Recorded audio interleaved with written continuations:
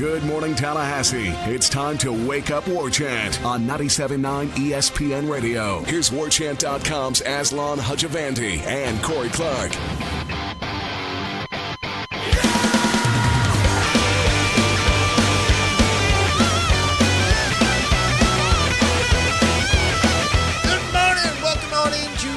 War Chant 97.9 ESPN Radio program is brought to you by For the Table Hospitality. I'm Aslan. Corey Clark is here as well.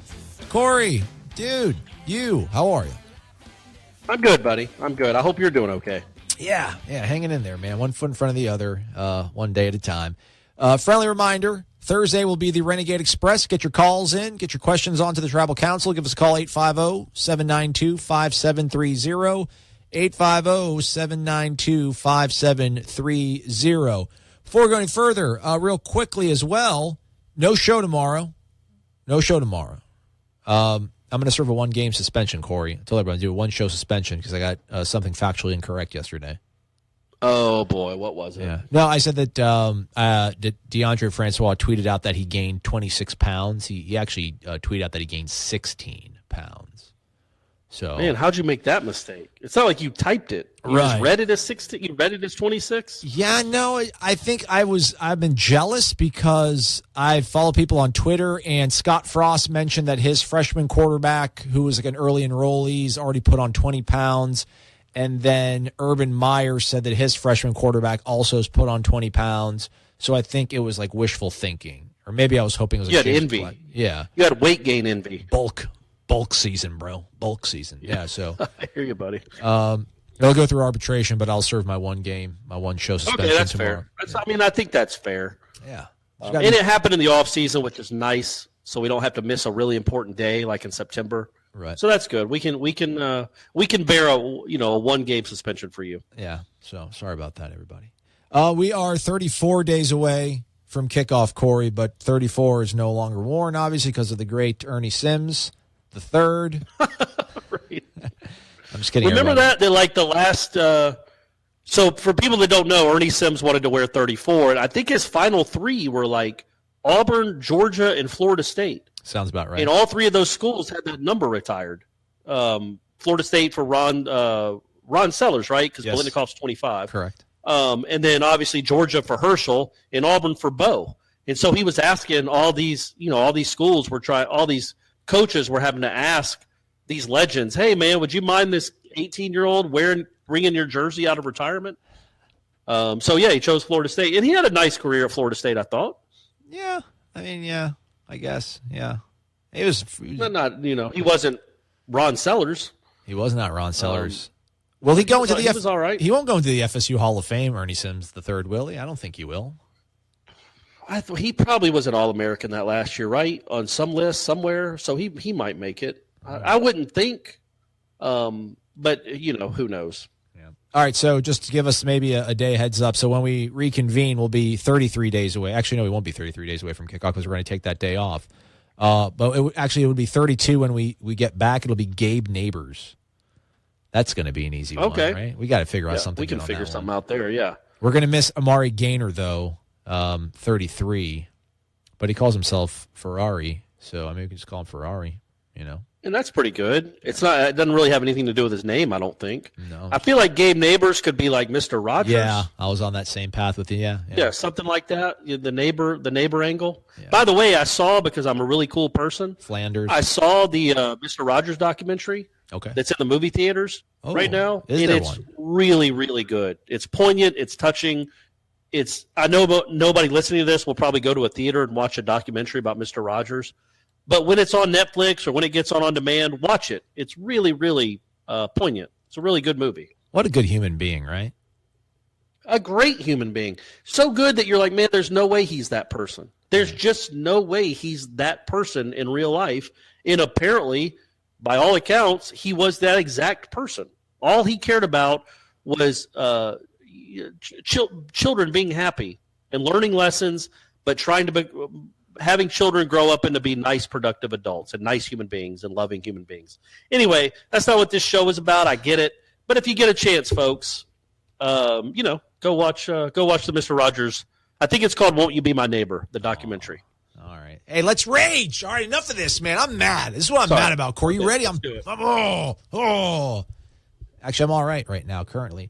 There's a couple things I saw on the message board that we maybe should talk about before we talk about whatever we're going to talk about today.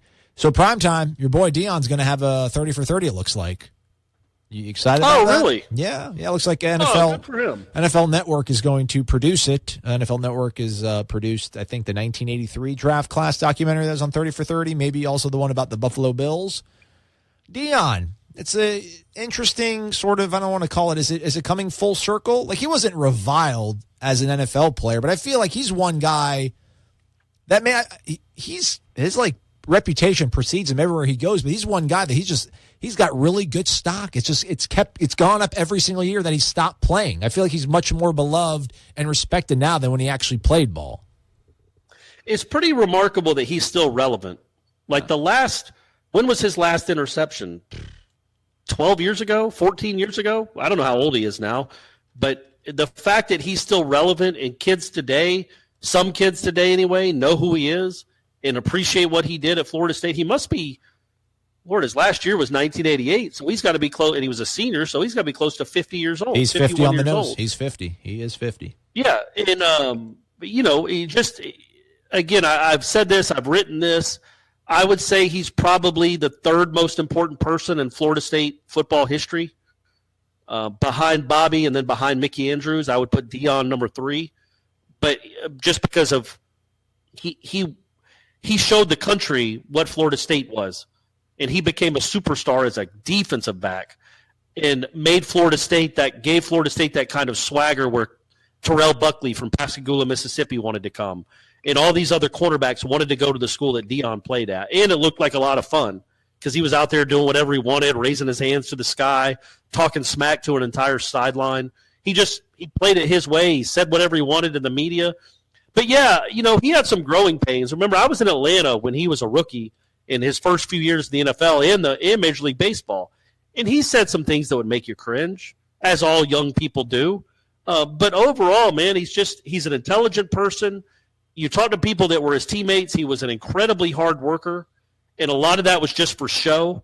And it was smart because it got him paid. Because quarterbacks weren't getting that kind of money before Deion came along. And a lot of that was for show. He kind of was at heart a country boy that loved to fish. In fact, one of his best friends on earth is Jimmy Callaway, who was the old white, grumpy equipment manager at Florida State forever. And they would go fish all the time when Deion was a senior and junior in college. It's just he has that in him too. And he just, what he's done with his broadcasting career, I don't think he's awesome at it, but he's pretty darn good at it. And, these guys still know that he's one of the best of all time. In fact, you could probably say he's the best cornerback of all time. I don't know who else is even in the conversation. I don't know, like Darryl Green, Rod Woodson, Darryl Green. Yeah, I guess people like that. But Deion, man, was just something else. Rondé Barber. No, I'm kidding about Rondé Barber. Rondé Barber had a good run. Yeah, he had a lot of interceptions. Yeah. Deion's last interception looks like it was December 19th, 2005. His third to last game. His third to last game. Got 24 yards on it, too, against the Green Bay Packers. Where was Aslan on December 19th, 2005? What was going on in his life? Man, I was probably still in the Hassie. Or probably went home for, winter break. That was the season I was interning with warchant.com for the first time. Warchant 30, get your free promo code. Take it, use it. Yeah, that was the season. That was my first season working the beat, if you will, interning. Okay. Transcribing Bobby Bowden's, 30-minute post-practice soliloquies while he's got his leg crossed and his golf cart, his beautiful white Nike polo stained with tobacco. The good old days. Yeah. Getting ready for the Orange Bowl. Yeah. Actually, yeah. Did you go to that Orange Bowl? No. Because I was an intern, so I only did the home games, obviously. I didn't even go to Jacksonville for the ACC championship game. But no, I did not go to the Orange Bowl. I remember watching that at a bar with this girl I had a huge crush on that actually went to Penn State. And that hurt. And then I was with my buddies. My buddy, her, and me, obviously. And he was like egging her on the whole time. And he's a Florida State guy, but he was egging her on, like getting her all excited and hyped. And it was getting me that much more upset because not only did I have a crush on her, which was creating all sorts of tension, but I'm in a complete basket case when I watch Florida State football games, or at least I was back then. I'm much better about it now. But I was a complete basket case. And then obviously the way we lost that one. Didn't Penn State miss an extra point first and then Gary Sismesa miss an extra point like right after that as well? Something bizarre. I think they both missed short field goals. Yeah. Yeah.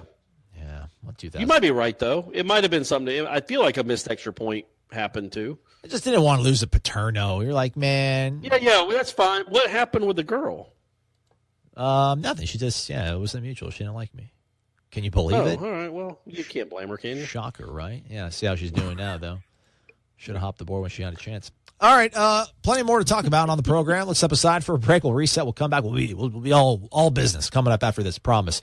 It's Wake Up War Chant, 97.9 ESPN Radio. You're locked in to Wake Up War Chant on 97.9 ESPN Radio.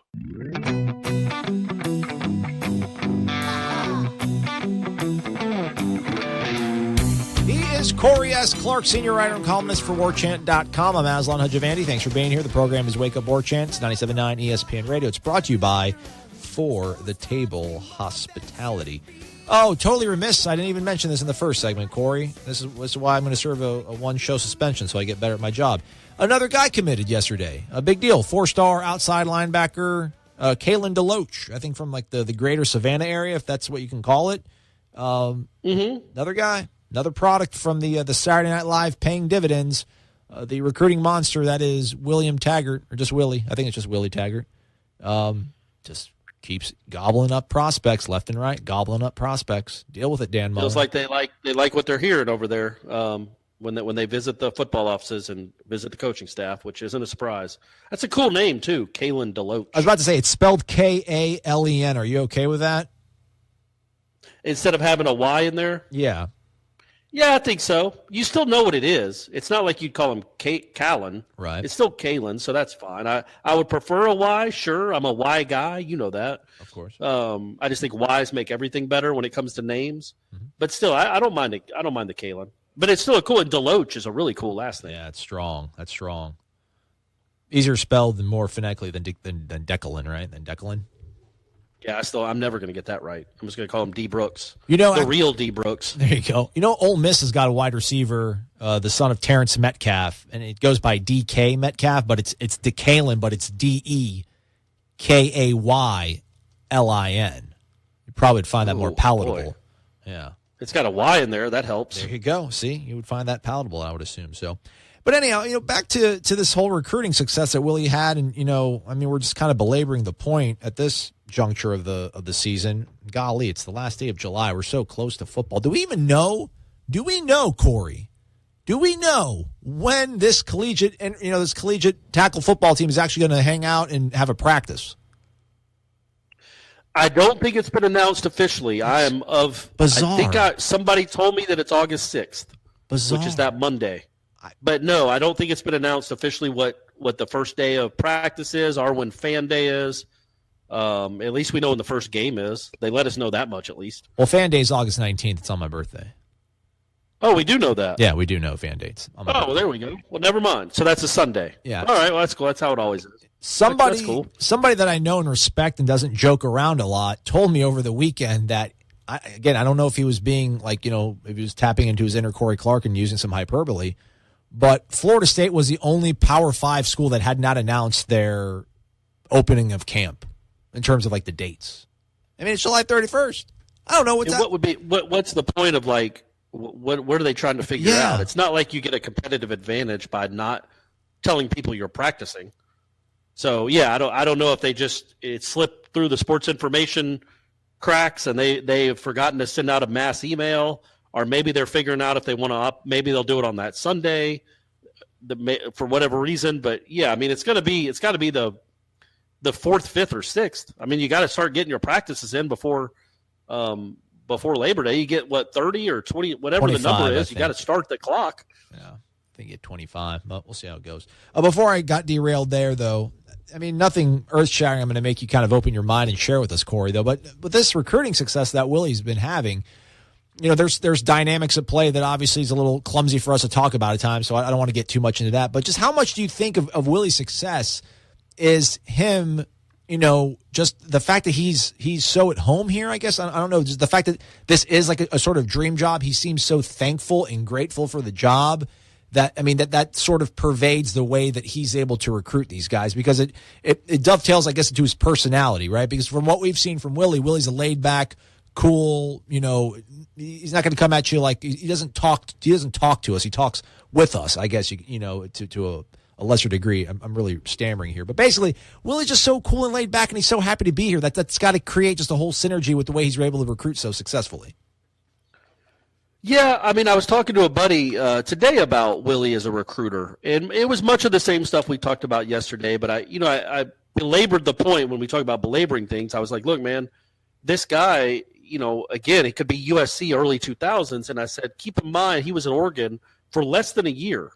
And Oregon never has good recruiting classes. Now, they've had some great football teams, and they're a top, I know they've struggled here lately, but they're a top 25 program over the last 15 years or so. Definitely. But they're never in the top 20 in national rankings. Or if they are, it's like 18 or 17. Usually it's in the 20s or, low 30s. He had them before he left last year. He had them at number 5, Oregon.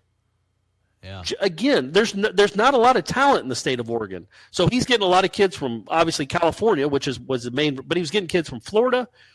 Again, he's in the most talent-rich state in the country, with the possible exception of Texas or California, whatever you want to do. It's right there.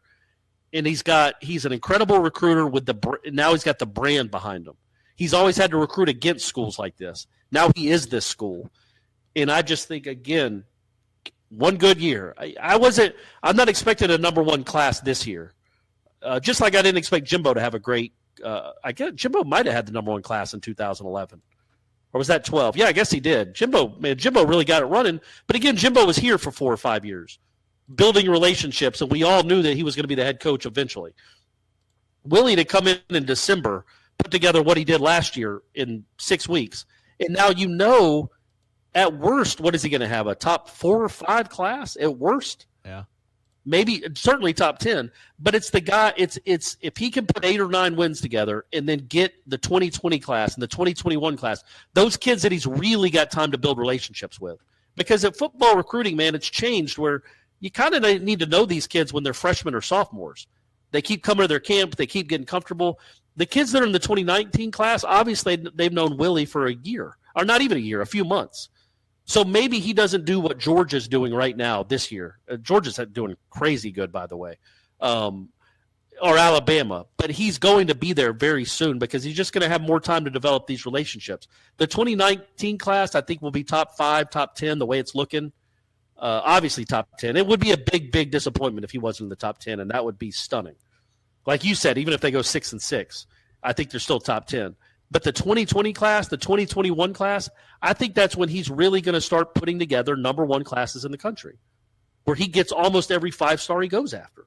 It's going to be, as long as they're doing okay on the football field, 8-9 wins, man, it's again, yeah, you're right. He's relatable, and he seems genuine, which is huge for the parents.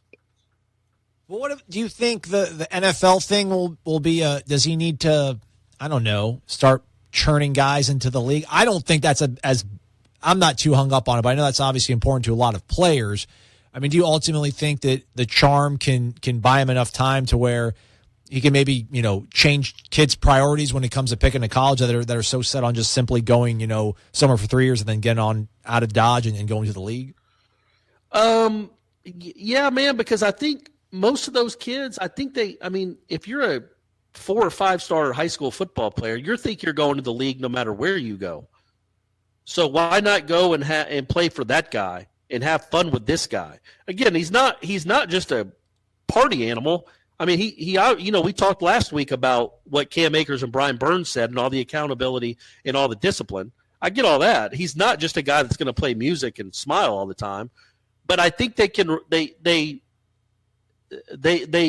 like it's going to be a different experience with him as opposed to going to really almost anywhere else in the country. And so I think, he doesn't need to just have 2 draft picks over 3 years, but I don't think that's the case. It's Florida State. they're always going to put, even during a bad run, they're going to have 11 or 12 over a 3-year period. Are you surprised at all? I mean, I'm an incremental kind of guy, but everywhere I've been, in terms of employment, place of work, business, change has never been incremental. It's always been very drastic overnight kind of a thing. It hasn't been like, well, listen, we'll roll this out over the first quarter and then we'll do this. It's almost been like, listen, on this day, everything's going to change. Like, are you surprised at all with the way, just in terms of he's going to have a DJ as part of the football environment? I don't know how much of that's his call or how much of that is sports marketing. But, in terms of that, having a showcase event inside of Doak Campbell Stadium, we're going to maybe see black on black jerseys opening night against Virginia Tech. Like, how surprised are you that he has? It doesn't seem like he's dipped his toe into becoming the head coach and putting his handprint on this program. It's been like full steam ahead. Are you surprised at all with the gusto he's gone with since he's been here? I don't know if I'm surprised or not, but it's the right move to make, right? Like he didn't dip his toe in. He dove in. And he feels like his whole life has been for this moment. He decided he wanted to be a head coach 20 years ago, give or take a few months. But about 20 years ago, he decided he wanted to be a head coach. And so he's building for this moment. He's been building not to just be a college head coach, but a college head coach at a major program. And, when we talked to him, whenever that was a few months ago, he said that he wrote in a notebook every day what a Willie Taggart program would look like, what he wanted. And now he's got it. He's been doing it now for almost a decade being a head coach, but now he's at one of the programs. So, no, man, it wouldn't make – I think Florida State fans, whether you like the DJ idea or not, whether you think it's too much too soon, quote unquote, whatever you think about what Willie Taggart is doing with the change, you should be, even if you're not for it, you should be, I don't know, buoyed by the fact that my head coach isn't coming in here hemming and hawing and dipping his toes in. He's diving in head first saying, this is my program and this is how I run it. That's the kind of guy you want at the top. You hope he succeeds, but you certainly don't want a guy that's like, can we do this? I don't know. Maybe we should do this. You want a guy that says, no, this is what we're doing. This is how I'm changing it, and we're doing it my way right now. And that seems like what Willie Taggart has done. Some of them have been, just not huge changes. They're just little adjustments, but some of them are big changes. And I feel like Florida State fans should be really open to that and understand that, because Jimbo certainly didn't hem and haw, did he? He's like, nope, we got to fix this. We got to fix this. We got to fix that. That's what you want from a leader, man. And I think all Florida State fans should be encouraged by that. And isn't that kind of maybe the benefit of the silver lining of looking at his record? I think some people maybe get hung up on the fact that whatever he's career, sub 500 or what have you, but it's the fact that he didn't get the Western Kentucky job the first time he interviewed for it, and he had to, cut his teeth, and he's probably learned so much. It just feels like everything has set up well for him to be so prepared when he finally does get this job. And it's bizarre because, we look back on Jimbo. Jimbo had no head coaching experience, and then that worked out quite well. But, Willie, for whatever, shortcomings he's had at his previous stops, it just feels like, going on your sort of theme of the fact that he had this whole playbook in his hands that he wrote down what he wants his program to look like. He's had the ability to sort of, experiment with what is going to work and what's not going to work. And it just, so far, everything he's done has worked. So it gives you a good feeling that he knows, obviously, what he's doing. Yeah. Now, again, every stop he's been, with the exception of Oregon, I think they won 8 games last year. Every place he's been, the Western Kentucky and South Florida, they had dismal first years. But again, Western Kentucky and South Florida aren't Florida State.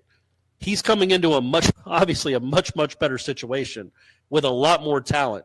And you hope that the last 8 or 9 years of experience has prepared him for this moment with this talent, for this team, in this program. And there's no reason to think it hasn't. Again, he's just really confident. He's not cocky. Maybe he is. I don't know. He doesn't come across as cocky, but I don't have a problem with cockiness either if you can back it up. Oh, no. But he's really, really confident in how he runs a program.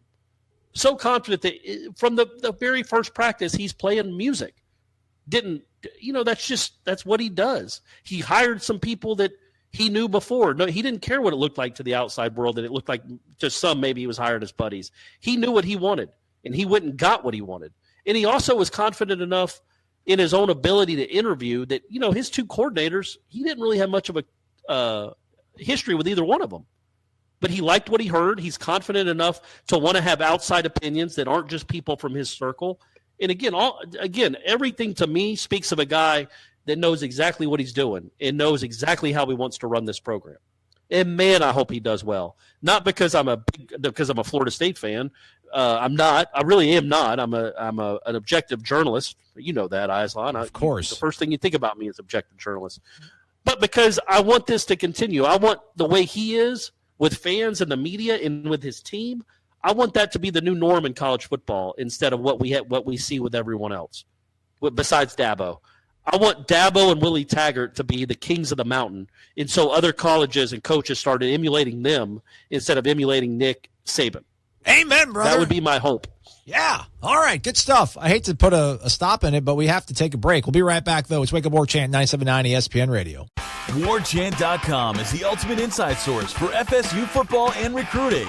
And now you can get in on the action for free for an entire month. WarChant.com is offering a risk-free 30-day trial subscription. Get full access to the #1 website covering the Seminoles just by entering the promo code WarChant30. That's WarChant30. Sign up and get in on the world's most active FSU message boards. Receive breaking news, stories from our award-winning staff, plus get exclusive interviews and videos. Just enter the promo code WarChant30. WarChant.com, your ultimate Seminole sports source.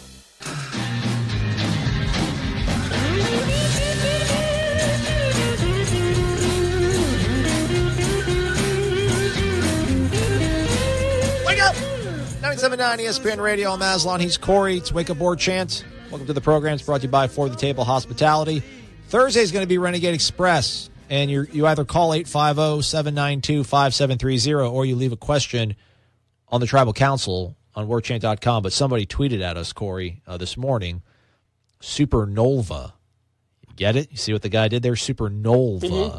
See? Yeah, I wonder if he actually lives in Virginia. If he lives in Virginia, then it'd be really, and that's obviously, that would be it right there. That'd be the full shabam. He asked us, if your team, I don't know what team proverbially or he's talking about, anyhow, if your team got to play for a national championship, but you had to play the game in either Scuba, Independence, Kansas, or Shreveport, Louisiana, which site do you choose and why? Oh, Shreveport, without a doubt. You're going back? You're going back back? I know I give Shreveport a lot of grief, but holy moly. I mean, they got casinos and people, so that's more appealing to me than Scuba, Mississippi. Oh, boy. And then Independence, Kansas, it looked like it was, I don't even know, like a city after a nuclear fallout. Yeah, we got a guy from Kansas, remember, that's a fan of the program. Be nice. No, I mean, it's just a small town with nobody in it and nothing there. Again, I love the people of Kansas. I've told you that since I met you. You're right. That Kansas is probably my favorite state. Sunflower State. So is that really what it is? Pretty sure. Look at you. Told you, man. I'm trying to put me on the team, Coach. Put me in for trivia, man. Come on. I'm telling you, it's like you're auditioning every show, and you're getting closer and closer to me pulling that trigger. I'll tell Stephanie she can't come. Oh, so it's all right. Well, I don't want to do that. I don't want to interrupt. No, that's fine. We need somebody that's going to answer some questions. Hey-oh. Yeah. I haven't been back to Mississippi since I left, so maybe I'd go back. Scuba, they actually have a very nice stadium. Like Independence, ICC's field and stadium is not nice at all. It's still Scuba. Yeah, Shreveport. You wouldn't want to be in Scuba for a week covering a football game. I don't know. Shreveport, again, at least you got the casinos. But Shreveport is so gray and stark. Not that Scuba is beautiful and booming, but I feel like the sun is probably out in Mississippi more likely than it is in Shreveport come bowl time, national championship time. I feel like they're probably the similar climates. But I would say that in Shreveport, as all the Florida State players know, you got the Hustler Club right next to the hotel that the football team stayed at. So, which is always what you want when you're at a college football event, is you want your players staying next to a Hustler Club. Hey, Cord, do you get the Unconquered magazine, which I think they give to the boosters? I know you're not a booster, but do you get the magazine? My ex-wife used to get it. Okay. Actually, no, I do, because it still gets mailed to my house. All right. Because she's a booster and a former alum, or a former student and a current alum. Alumna. There you go. But whatever, everything's fine. Yeah. So why did you ask that? Well, because I got an MRI done yesterday, and which is an absolutely miserable experience, people.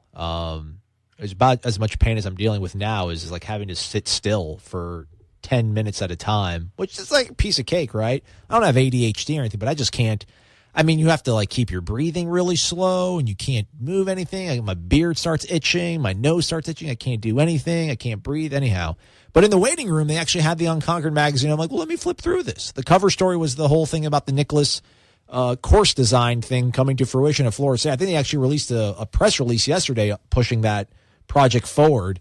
I should pull up the dollar amount and get it correctly to learn from my mistakes from the other day, which I will do now as I sort of stall us here. But what I found interesting was not only are we doing that, I mean, they're full steam ahead on that. In the release, they actually, there we go, $8 million. $8 million project. Okay. So this is part of what they're calling the gateway design of Tallahassee, or the gateway district. They want to try to make the southwest part of town from the airport, which everybody flies into when they come to Tallahassee.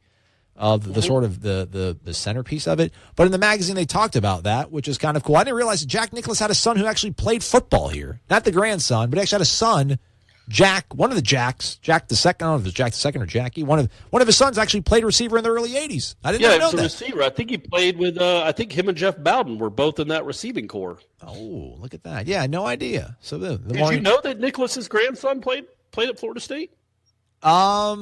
Yeah, what was it? Kasparowski, right? Kasparowski, was that it? I mean, it was him or O'Leary, or it might have been Maven.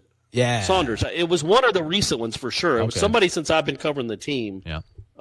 There was a tight end. It could have been Bo. I think it was actually Bo Relaford. Bo Relaford, because Bo Relaford's from South Florida too. Yes, there you go. All makes sense. Yeah, my mistake. It wasn't any of those other guys. It was Bo Relaford, who used to be a basketball player. Probably should have stuck with old basketball, as it turned out. Had an okay career, though. I feel like that's the one. Now, I wanted to ask you real quick before we go to break. Okay. Well, what were you going to say? You go ahead. I'm sorry I interrupted you. For all as much as we throw barbs at Jimbo's way for screwing up quarterbacks the last few years, is there any other position that he hyped so much year in and year out and underproduced to the level as tight end? Other than Nick O'Leary, every year, like, oh, Ryan Izzo, watch out. Maven Saunders, this kid's got something special. Oh, Bo Relaford, this guy's got the goods. Will Tye, watch out, this kid's got all the. And no one did anything. Will Tye actually had a pretty good little run in the NFL after he left here. I think he still might be in the NFL, which is ironic that he couldn't get any playing time here. Yes, he did hype that position up a lot. I don't hold Izzo to that same. Him in that same group, only because I think if Francois would have been the quarterback the whole time, Izzo probably had a chance to have a really big career or a really big season. I think, man, a kid that hasn't played much, the middle of the field is somewhere he's not looking a whole lot.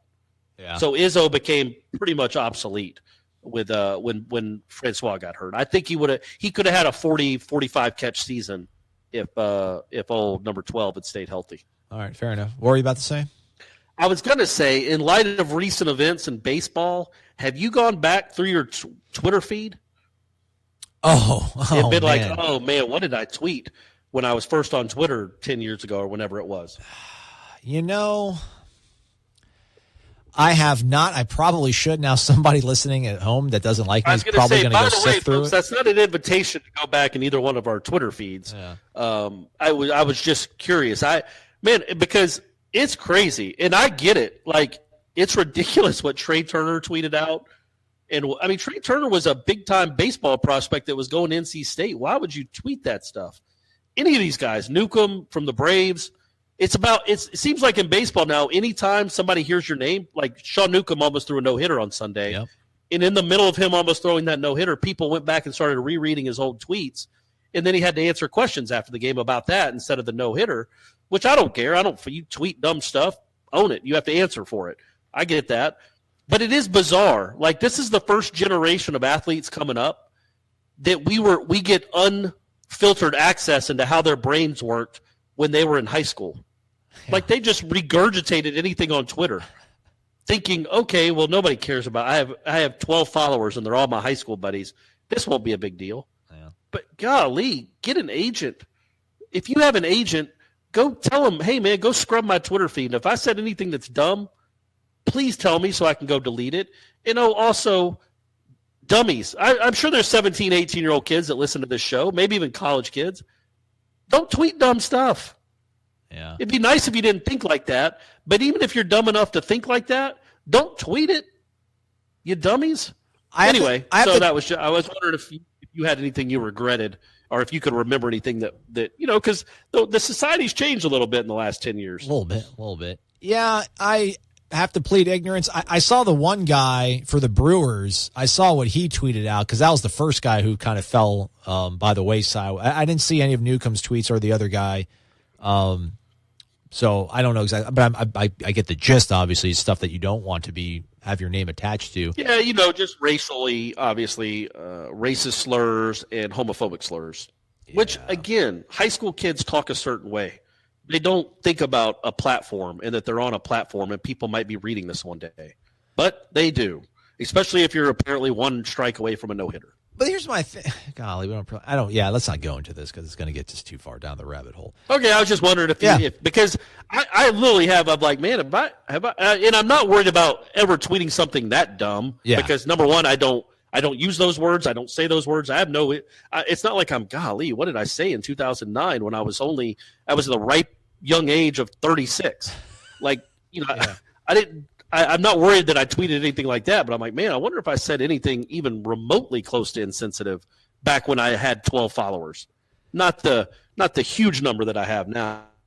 I think the good thing for me was I was on television, so that made me check myself. There were so many things I wanted to tweet, but I'm like, I cannot tweet this because I'm on television, and if somebody sees this, then it'll go. I mean, obviously, it wouldn't be anything. I have a sense of humor. I do not joke around using racial slurs, though, because that's just not my thing.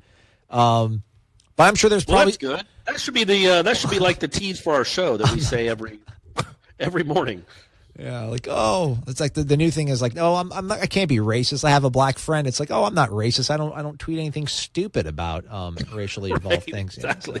Anyhow, all right, let's step aside. We'll be right back after this. It's the last segment coming up after this, Corey. We've made it through, man. We've made it through the month of July. We're almost there. Football, so close. Man, we are in August. We're getting there, man. He's Corey Maslin. We'll be right back after this. It's Wake Up War Chant, 97.9 ESPN Radio.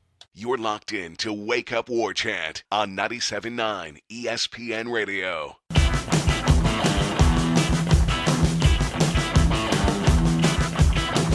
Corey, I lied. I wanted to did you not read my tweets? By the way, it's Wake Up War Chant, 97.9 ESPN Radio, brought to you by For the Table Hospitality. I know how many people do you follow? How many? 600, it looks like. 624. Okay, all right. Yeah, so you probably don't see my tweets. So after all this... I follow you. You do follow me. You're one of the lucky 600. I know, I appreciate it. So I tweeted yesterday, I'm like, new reality show idea. Forever Altered. But you spell altered like the wedding altar, like ALTAR. Okay, that's clever so far. I'm on it. Aslan Hajavandi, I would crash weddings, and during the ceremony, I would reveal questionable tweets from when the groom was a teenager, and then give the bride's family 2 minutes to deliberate before they get a choice to stay or go. Man, that's a really good idea. That's a really good idea. I mean, even if it's not like real, it would be a funny parody show. Yeah, like of a reality show. It'd be almost like, but it'll also be a good show. Yeah. So we got that, Corey. If this thing doesn't work out for us, we can always do that. You can be my co-executive producer or whatever. And that's on record. Like this is taped. It's going in the archives. It is. So if somebody steals that show idea, we're suing them. Yep. And I got a tweet. About it. Tweets they're powerful medium these days. That's true. Yeah, exactly. They sure are these days.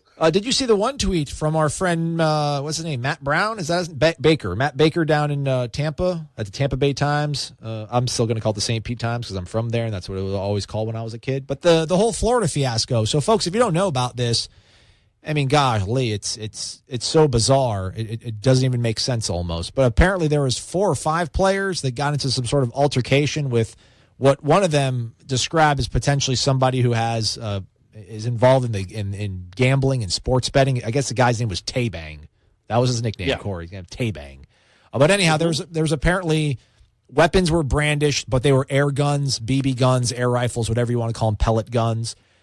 Matt Baker from the Tampa Bay Times, who did a real bang-up job of standing on Jameis Winston's rear end for this entire time he was at Florida State, actually tweeted out video of the incident. Did you have a chance to look at it?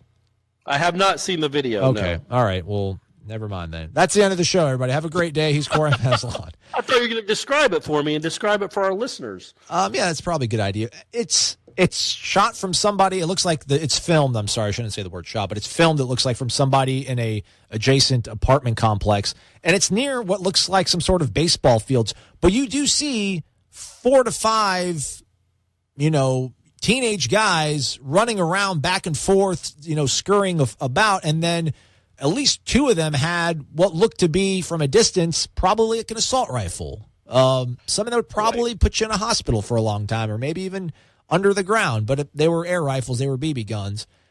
But just how does that go through your head? And then, again, maybe this goes back to our last segment, where if you're going to be, you can think dumb things, but don't tweet dumb things. You can want to act hard, but you can't brandish a gun like that. You never should be able to do that, but especially now with the way, the reality is of things, these players, what the hell could you be thinking? You're trying to pull a BB gun on somebody. Well, I mean, they're lucky they weren't shot. Yeah. And killed. Yeah. I mean, that's the thing. I mean, apparently those guns, I have read about it. Apparently those guns were made to look exactly like assault rifles. Yes. And man, you pull an assault rifle on an unseemly character like my man Tay Bangs. Well, I mean, you're lucky he doesn't. I mean, he might fear for his life, and have every right to fear for his life. Lord knows, with the Florida laws, he would have every right to fear for his life and shoot you dead and probably not go to prison.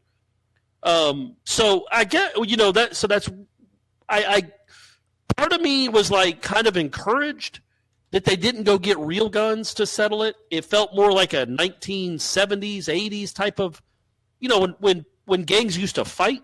Yeah. Maybe that's me being Pollyanna, and I'm thinking a West Side Story where they would dance and then fight. Yeah. Guns have been part of gang fights for a long time. But it was kind of encouraging and refreshing that they went back, and instead of loading up with a AR-15 or a Glock or whatever, they went and got frying pans and bricks and BB guns. It's well, all right, that's kind of innocent compared to what normally happens with these things, but it's also incredibly dumb. And Tay Bangs came out here recently, yesterday, and said that he gave those same players discounts. Oh, well, that's opening up a even much bigger issue for the NCAA if they decide to ever look into this, and they probably won't unless Yahoo reports on it. But that's not a great thing for somebody to say. I don't know how much you trust the guy. If you're the cops, that what he's saying is true, but if he's got proof, yikes. But either way, that's not really smart, kids. If you're in a violent situation, in a confrontation, and you tell an unseemly character, I'm going to go, and they said we're going to go back and get strapped. That's correct. And then they come back with BB guns that look like assault rifles. Man, it's the grown-up world. It's not, you're not 12 on the playground anymore, man, and even that can be dangerous. But don't go to a fight with a bad character pointing an assault rifle. Anyone, really, don't ever point assault rifles and pretend that they're real guns. That's my advice. That's free advice too. That's free, unsolicited advice from Corey Clark. There you go. Thanks, Corey. We only have about You're welcome. Only about a minute left here. The only thing I wanted to add to that is I never like dancing on kids' graves or throwing stones, because we all live in glass houses when we're college football fans. We're always one weekend away from somebody doing something stupid to embarrass our alma mater. But I don't know. I don't feel like that. I'm not saying that we're impervious and then, God forbid, something happens in the next few days with Florida State before camp opens up. But things have been relatively, pretty decent. And I don't know, just Florida's been under just so much duress and tumult. And they look the guy even made fun of them. He called them trash. They look so terrible on the field, off the field. It's amazing. This is like a renaissance almost for Florida State. When you really think about it, just seeing how terrible Florida is, it keeps me happy, Corey. It does. And I know you probably laugh because you're happy. This is you happy, Aslan. I hate to see you mad, but it keeps me happy, Corey. It's really amazing that, Tebow was less than a decade ago. Yeah. And this is what the program is now. Two bowlless seasons, this stuff, Dan Mullen doing the Dan Mullen goofiness, going through 3-4 coaches since humping sharks. Man, yeah, we don't even talk about their former coach humping a shark. It's just been really one bad decade. It's like they sold their soul with Urban Meyer, and this is the comeuppance and the karma for what that program was like in the late aughts. but oh man, it's rough. It's rough there. And I think it's cool when Florida's not great, but when they're good, because I think it's a special rivalry. But oh boy, they're in rough shape here lately. Yeah, that Sunshine State showdown, brother, always has a little extra pizzazz. It sure does. The orange juice got a little more zip in it, when the Gators are decent. You ain't lying, my man. All right, Corey, let's reconvene. We'll do a show on Thursday. It'll be the Renegade Express. It's all your guys' questions and gals, questions and concerns and comments. We're going to have the day off tomorrow, but we'll be back stronger. Corey, I'll see you then. I can't wait. All right, have a great one, everybody. I think Jeff's coming up at 3 o'clock. These recruiting updates are nothing but fluff. Are you wasting your time again on free blogs and social media to get the scoop on FSU recruiting? Yeah, it's all bait and switch. Get me excited with a headline, but get nothing in return. You're on warchant.com. What's really going on with FSU recruiting? Could be another top 5 class, but for the real scoop, you'll need to get your own War Chant subscription. What's it cost? Free. There's a 30-day trial offer. Just sign up and you'll get full access through signing day. And nobody has more accurate and timely information on recruiting than warchant.com. You know I like free. Sign me up. Warchant.com, your ultimate Seminole source.